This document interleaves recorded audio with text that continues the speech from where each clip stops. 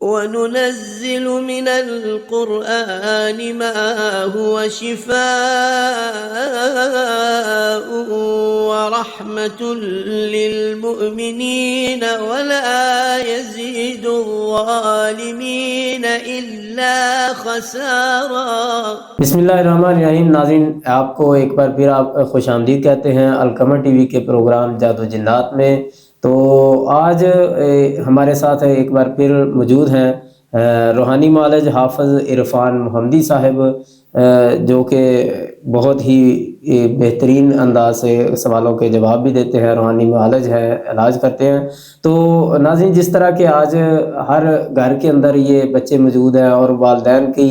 لیے یہ سوال ہے، والدین کی پریشانی ہے کہ بچے رات کو اچانک ڈر جاتے ہیں، خوف زدہ ہو جاتے ہیں، یا بچے بعض دفعہ ضد کرتے ہیں۔ اس طرح کے جو مسائل بنتے ہیں، اس حوالے سے آج کا پروگرام بچوں کے حوالے سے خصوصی ہوگا۔ تو آپ سب نے ضرور اس پروگرام کو مکمل دیکھنا ہے، انشاءاللہ بہت ہی فائدہ ہوگا آپ کو، اور آپ نے اس چینل کو بھی ضرور سبسکرائب کرنا ہے۔ ہمارا یہ پروگرام جادو جنات جو ہے وہ ہر جمعہ شام 5:30 بجے یہ چلتا ہے، تو آپ اس کو ضرور دیکھیں، دوست احباب کو شیئر کریں۔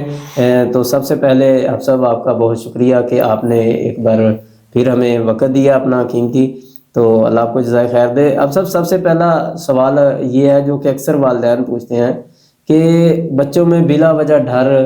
یا رات کو چونک کر اٹھ جانا، رونا، یا اس طرح سے مسائل جو ہے، یہ کیا کوئی روحانی مسئلہ ہے یا کوئی اور ان کا ایشو آتا ہے؟ بسم اللہ الرحمن الرحیم۔ اکثر اوقات جو بچے رات کو اچانک روتے ہیں، ضد کرتے ہیں، سوئے ہوئے ہیں اور اچانک اٹھ کے رونا شروع کر دیتے ہیں، اور اسی طرح بچوں کو سوتے ہوئے جھٹکے بھی لگتے ہیں، چڑچڑاپن آ جاتا ہے، تو یہ عموماً شیطانی مسئلے کی علامت ہوتی ہے۔ ایسے بچوں کو آپ یوں بھی کہہ سکتے ہیں کہ ایسے بھی معاملات بھی ہوتے ہیں بعض اوقات، اور بعض اوقات جادو کے مسائل بھی ہوتے ہیں۔ تو زیادہ تر جو بچوں کو ایسے بھی معاملات ہوتے ہیں، اور اس کی ایک بڑی وجہ تو یہ ہے کہ گھر کے اندر صفائی کا خیال نہیں ہوتا زیادہ تر، اور جو زیادہ چھوٹے بچے ہیں تو والدہ پیمپر لگاتی ہے تو صبح تک وہ دیکھتی نہیں ہے، گندگی جمع ہوتی ہے، تو گندگی سے بھی شیاطین جنات کو طاقت ملتی ہے اور وہاں پہ جنات آ جاتے ہیں۔ جس طرح واش روم جنات کے رہنے کی جگہ ہے، وہاں پہ شیاطین جنات ہوتے ہیں، تو اللہ کے رسول صلی اللہ علیہ وسلم نے فرمایا کہ جب بھی آپ میں سے کوئی ایسی جگہ پہ جائے تو دعا پڑھ کے جائے۔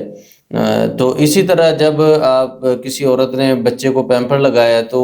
اگر وہ 12 گھنٹے 13 گھنٹے اس کو دیکھتی نہیں ہے، اتارتی نہیں ہے، صفائی کا خیال نہیں کرتی، تو بچوں کو پھر مسئلہ ہوگا، شیطانی ایسے بھی معاملہ ہوگا، تو پھر بچے رونا شروع کر دیتے ہیں اور اچانک بیمار ہو جاتے ہیں، اسٹومک ایشو ہو جاتا ہے، اور اسی طرح بچہ بہت زیادہ روتا ہے، سوتے ہوئے بھی ڈرتا ہے۔ ایک تو اس کی یہ وجہ بھی ہوتی ہے۔ اس کے اندر یہ بھی آتا ہے کہ جیسے آج کل اکثر مائیں جو ہے وہ بچوں کو صاف کرتی ہیں وہ ٹیشو کے ساتھ ہے، اس کے اس دھونا وغیرہ نہیں ہوتا، بس صفائی اس سے بھی صفائی ہو سکتی ہے، یہ بھی صفائی کا ایک طریقہ ہے، لیکن البتہ صفائی کا خیال رکھنا چاہیے، چونکہ صفائی نصف ایمان ہے، الطہور شطر الایمان۔ اور اسی طرح اللہ سبحانہ و تعالیٰ نے قبا بستی والوں کی تعریف بیان کی ہے کہ وہ طہارت کو بڑا پسند کرتے ہیں، پاک صاف رہتے ہیں، اور اسی طرح قرآن مجید میں اللہ سبحانہ و تعالیٰ فرماتے ہیں ان اللہ یحب التوابین و یحب المتطہرین، اللہ تعالیٰ ان لوگوں کو پسند کرتا ہے، ان سے محبت کرتا ہے جو پاکی کو اختیار کرتے ہیں۔ تو صفائی بہت ضروری ہے۔ دوسری وجہ یہ ہو سکتی ہے کہ نبی صلی اللہ علیہ وسلم کی حدیث ہے، آپ نے فرمایا کہ مغرب کے وقت شیاطین جنات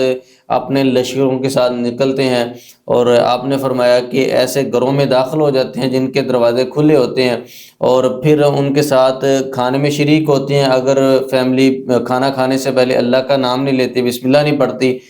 تو جن گھروں کے دروازے کھلے ہوتے ہیں اور ان گھروں میں بھی یہ مسائل ہو جاتے ہیں، تو اس لیے مغرب کے وقت، مغرب سے پہلے بسم اللہ پڑھ کے گھر کا دروازہ بند کرنا چاہیے۔ اب اکثر لوگ یہ سوال کرتے ہیں جی اتنے زیادہ دروازے ہیں تو ہر کمرے کو کس طریقے سے بند کریں؟ تو یہاں پہ جو آپ کا حکم ہے وہ عمومی یہ ہے کہ جو مین دروازہ مین ڈور ہے اس کو بند کرنا چاہیے، اور اسی طرح مغرب کے بعد چھوٹے بچوں کو باہر نہیں لے کے جانا چاہیے، کیونکہ وہ شیاطین جنات کے پھیلنے کا وقت ہوتا ہے۔ عموماً والدین مغرب کے بعد پارکوں میں چلے جاتے ہیں، کھیلنے کے لیے چلے جاتے ہیں، بچے پارک میں جا کے کھیلتے ہیں، کبھی درخت کے پاس چلے جاتے ہیں، کبھی کسی جگہ پہ چلے جاتے ہیں، تو وہاں پہ شیاطین جنات ہوتے ہیں۔ تو اس لیے مغرب کا جو وقت ہے، بعض والدین بچوں کو کسی شادی پہ لے کے جانا ہے یا اسی طرح ہاسپٹل میں لے کے جانا ہے، تو کوشش یہ کرنی چاہیے کہ بچوں کے اوپر دم کر کے جائیں اگر کہیں جانا ضروری بھی ہے، ورنہ جو مغرب کا وقت آدھے پونے گھنٹے کا، اس میں آپ گھر میں ٹکے رہیں، اپنے بچوں کو گھر میں رکھیں اور بچوں کے اوپر شام کے اذکار پڑھ کے دم کریں، تو اللہ کی رحمت سے پھر بھی بچوں کو مسئلہ نہیں بنتا۔ عموماً یہ ہوتا ہے کہ والدین پارکوں میں جا کے بیٹھتے ہیں اور بچے وہاں پہ کھیلنا شروع کر دیتے ہیں، اور کسی جگہ پہ شیاطین جنات کے اثرات ہوتے ہیں تو وہ شیاطین جنات بچوں کو چمٹ جاتے ہیں، تو پھر بچے، چونکہ بعض کا بچے اتنے چھوٹے ہوتے ہیں کہ وہ بتا بھی نہیں سکتے مسئلہ کیا ہے، اور وہ بات بھی صحیح طریقے سے نہیں کرتے، لیکن تکلیف ہوتی ہے، اذیت ہوتی ہے، تو وہ پھر بچے رونا شروع کر دیتے ہیں اور پھر ان کو چڑچڑاپن آ جاتا ہے، اور اسی طرح بچے سوتے ہوئے ان کو جھٹکے لگتے ہیں۔ تو یہ ساری علامات میں یہ سمجھتا ہوں کہ یہ شیطانی مسائل ہیں، اور یہ شیطانی مسئلہ ہے۔ اگر اپنے بچوں کو حفاظت میں لے کر آئیں اور اذکار کریں، تو جو چیزیں بتائی ہیں ان کے اوپر عمل کریں، تو انشاءاللہ اللہ کی رحمت سے پھر اس طرح کے مسائل نہیں ہوں گے۔ اچھا صاحب، اکثر والدین جو ہے نا وہ کہتے ہیں کہ ان کے بچے ضدی ہیں، ضد بڑی کرتے ہیں، بات نہیں سنتے، تو اس وجہ سے یہ جو ان کی ضد ہے یا نافرمان ہو جاتے ہیں بچے چھوٹے، تو یہ بھی کوئی روحانی مسئلہ ہو سکتا ہے یا کوئی تربیت کا مسئلہ ہو سکتا ہے؟ میں یہ سمجھتا ہوں کہ اس میں ایک تربیت کا بھی بڑا اثر ہوتا ہے، کہ اگر والدین نے بچوں کی تربیت اچھی کی ہو تو اللہ سبحانہ وتعالیٰ ان کو فرما بردار بھی بنا دیتا ہے، اور وہ والدین کے نقش قدم پر چلتے ہیں۔ اگر ان کی تربیت میں کوئی کمی کوتاہی ہو تو اس وجہ سے بھی بعض اوقات بچے نافرمان ہو جاتے ہیں۔ اگر بچوں نے کبھی اپنے باپ کو دیکھا ہی نہیں ہے کہ وہ مسجد میں جا رہا ہے اور وہ اللہ کی عبادت کر رہا ہے، تو بچے تو اس طرف نہیں آئیں گے۔ اگر والد ہر وقت گالیاں دیتا ہے، اپنی اہلیہ کو گالیاں دیتا ہے، گھر میں لڑائی جھگڑے کرتا ہے، تو بچے بھی وہی سیکھیں گے۔ اب جب بچے لڑائی جھگڑے کرتے ہیں تو والدین یہ سمجھتے ہیں کہ کسی نے کچھ کروا دی ہے، تو پہلی چیز تو یہ دیکھنی چاہیے کہ گھر کا ماحول ٹھیک ہے، تربیت ٹھیک ہے، اذکار کی پابندی ہے، نماز کی پابندی ہے۔ اس کے باوجود اگر یہ مسائل ہو رہے ہیں تو پھر یہ نظر بد کا مسئلہ بھی ہو سکتا ہے۔ تو اس کے لیے نظر بد کے لیے آخری جو 2 صورتیں ہیں ان کو پڑھ کے بچوں کو دم کرنا چاہیے، جس طرح اللہ کے رسول صلی اللہ علیہ وسلم بھی دم کیا کرتے تھے، بلکہ حدیث میں آتا ہے اللہ کے نبی علیہ الصلوۃ والسلام بہت سی دعائیں پڑھ کے اپنے اوپر دم کیا کرتے تھے۔ جس وقت یہ آخری 2 صورتیں اتری تو اللہ کے نبی علیہ الصلوۃ والسلام نے ان دعاؤں کو پڑھنا زیادہ شروع کر دی، اور اکثر دعائیں آپ نے چھوڑ دی۔ اور اسی طرح ایک جو نظر بد کی دعا ہے، اعوذ بکلمات اللہ التامات من کل شیطان وہامہ ومن کل عین لائم، اس دعا کو پڑھ کے بھی بچوں کو دم کرنا چاہیے۔ حدیث میں آتا ہے ابراہیم علیہ السلام اپنے بیٹوں کو اسماعیل اور اسحاق کو یہ دعا پڑھ کے دم کیا کرتے تھے، اور رسول اللہ صلی اللہ علیہ وسلم اپنے حسن و حسین نواسوں کو یہ دعا پڑھ کے دم کیا کرتے تھے۔ تو آخری 2 صورتیں اور یہ جو دعا نظر بد کی ہے، یہ دعا پڑھ کے ایسے بچوں کو دم کیا جائے تو انشاءاللہ اللہ کی رحمت سے وہ بچے فرما بردار ہو جائیں گے۔ اگر بچہ پڑھائی میں اس کا بچے کا بالکل دل نہیں لگتا، یا بچہ پڑھتا تو ہے لیکن اس کو سبق یاد نہیں رہتا، تو اس کے لیے کیا کرنا چاہیے؟ اس کے لیے کوئی ایک تو اس کے لیے یہ ہے کہ آخری جو 2 صورتیں ہیں یہ پڑھ کے بچوں کو دم کیا جائے جی، اور اسی طرح سورۃ الفاتحہ کا دم کیا جائے۔ جن بچوں کو سبق یاد نہیں ہوتا، ان کا حافظہ کمزور ہے یا وہ پڑھ نہیں سکتے، اور اس کے ساتھ ساتھ ان کی خوراک پہ بھی توجہ دینی چاہیے، بادام ان کو کھلانے چاہیے، اخروٹ وغیرہ، اور چونکہ بادام اور اخروٹ جو ہے یہ بھی ذہنی توازن کے لیے اور دماغ کے لیے بہت فائدہ مند ہے۔ صبح کے وقت 7 بادام اور اسی طرح 3 اخروٹ اگر ایسے بچوں کو کھلائے جائیں، اور اس کے ساتھ اگر سورۃ الفاتحہ کا دم کیا جائے۔ سورۃ الفاتحہ اس کو ام الشفا بھی کہا گیا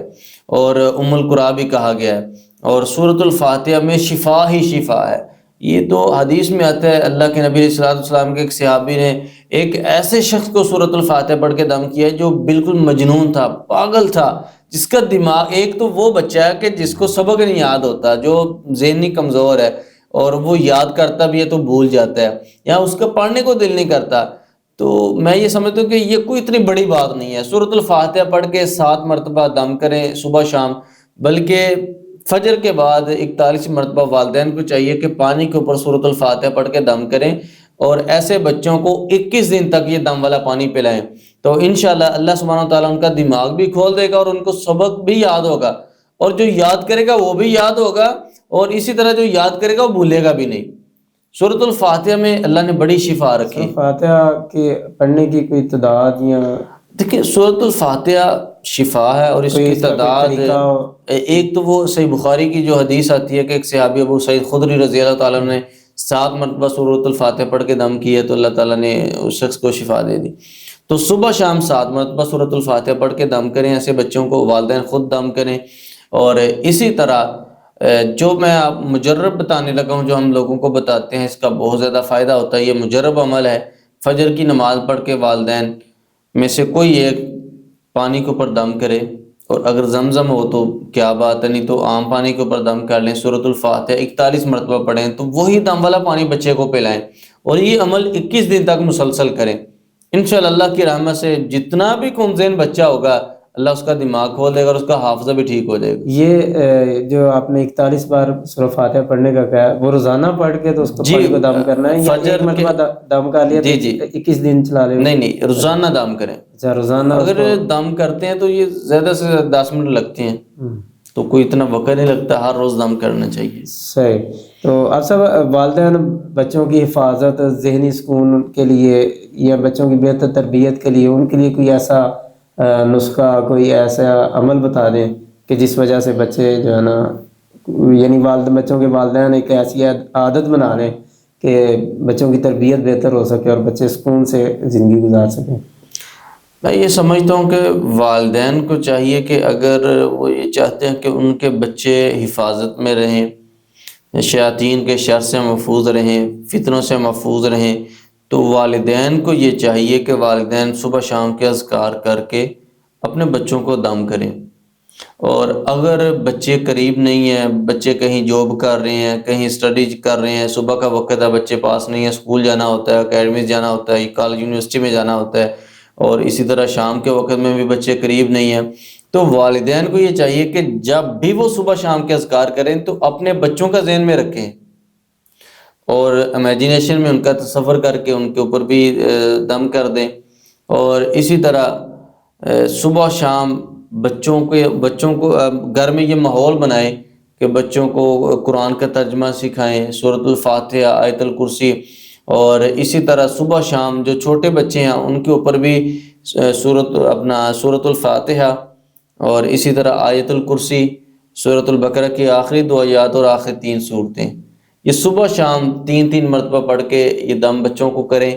بچوں کا ذہنی توازن بھی ٹھیک ہوگا، اور بچے ڈپریشن میں بھی نہیں جائیں گے، اور اسی طرح ان کی تربیت کے اوپر بھی فرق پڑے گا۔ اور جتنے مسائل ہیں یہ سمجھ لیں کہ یہ حفاظتی پڑھائی ہے، یہ 6 چیزیں جو بنتی ہیں، سورۃ الفاتحہ، آیت الکرسی، اور سورۃ البقرہ کی آخری 2 آیات اور آخری 3 صورتیں، یہ صبح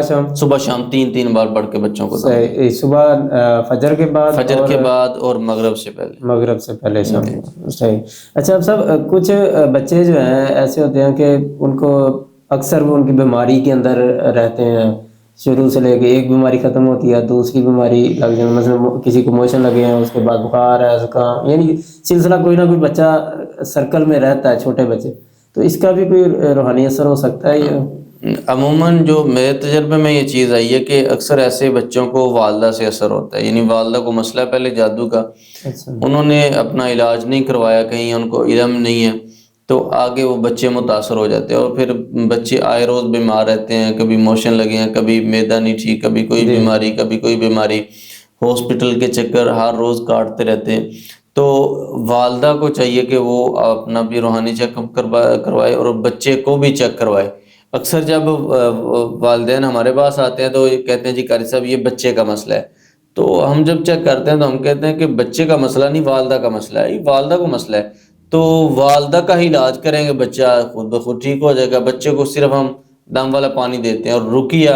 والدہ کے اوپر کرتے ہیں، چونکہ مسئلہ وہاں سے چلا، اور جب ہم جڑ کو پکڑتے ہیں تو بیماری ختم ہو جاتی ہے۔ صحیح۔ جب جادو ٹوٹتا ہے تو جادو کی وجہ سے جو بیماری لگی ہوتی ہے وہ بھی اللہ کی رحمت سے ختم ہو جاتی ہے۔ یعنی آپ کے کہنے کا مطلب کہ آپ کی بات سے یہ ثابت ہوا کہ والدین سے یا کسی بھی نسل در نسل آگے جادو چل سکتا ہے۔ جی بالکل۔ اور جنات کا بھی ایسے ہی مسئلہ ہوتا ہے کہ جنات بھی ایسے خاندانی طور پہ اٹیچ ہو جاتے ہیں؟ بعض اوقات ایسا بھی ہوتا ہے، لیکن جادو میں یہ ہے کہ جب تک جادو کا توڑ نہیں ہوتا تو بعض اوقات وہ جادو آگے اولاد میں منتقل ہو جاتا ہے۔ لیکن جناتی معاملات میں عموماً یہ ہوتا ہے کہ اگر ایک شخص کو جنات چمٹے ہیں تو اگر وہ فوت ہو گیا ہے تو جنات چھوڑ دیتے ہیں، اور بعض اوقات یہ بھی ہم نے دیکھا ہے کہ وہی جنات پھر قبرستانوں میں جا کے رہنا شروع کر دیتی ہیں، اور بعض اوقات جو شخص فوت ہوا ہوتا ہے اسی کی قبر پہ رہنا شروع کر دیتے ہیں، تو وہ بعض کو خود بھی چھوڑ دیتے ہیں، لیکن جب تک جادو کا توڑ نہیں ہوتا تو یہ آگے منتقل ہوتا رہتا ہے۔ بہت شکریہ آپ صاحب، آپ نے اپنا قیمتی وقت دیا۔ تو ناظرین، آج کا جو ہمارا پروگرام تھا وہ بچوں کے لیے خصوصی تھا، ابتدائی چند سوالات تھے، تو امید کرتا ہوں آپ کو ضرور پسند آیا ہوگا۔ آپ کی اس حوالے سے کیا رائے ہے اپنا ضرور اظہار کیا کریں، اور اگر آپ کا بھی کوئی اس روحانی سوال ہو اس متعلق تو آپ ہمارے یہ نمبر آپ کے سامنے آ رہا ہے، پوچھ سکتے ہیں، انشاءاللہ آئندہ پروگرام میں اس کا بھی جواب ملے گا۔ تو پھر ایک نئے پروگرام کے ساتھ دوبارہ ملاقات ہوگی، تب تک کے لیے اللہ حافظ۔